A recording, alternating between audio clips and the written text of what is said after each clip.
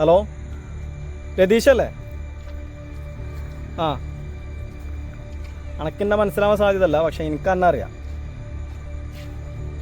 ആ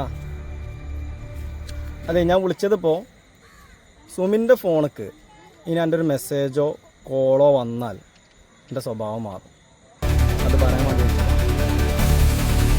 എങ്ങനെ ഞങ്ങൾ തമ്മിൽ പല പ്രശ്നം ഉണ്ടാവും. അയ്യോ നോക്കണ്ട, ഞാൻ ഓളെ സ്നേഹിക്കുന്നുണ്ടെങ്കിലും ഓൾ എന്നെ സ്നേഹിക്കുന്നുണ്ടെങ്കിലും ഞങ്ങളുടെ ഇടയിൽ പല പ്രശ്നങ്ങളും ഉണ്ടാവും. അത് ഞങ്ങൾ തീർത്തുകൊണ്ട് അതൊന്നും ഈ അറിയാൻ നിൽക്കണ്ട.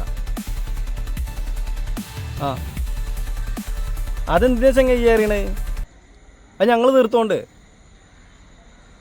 ആ എടാ ചെങ്ങായി, അയാൾക്ക് 2 കുട്ടികളും ഭാര്യയുള്ളതല്ലേ.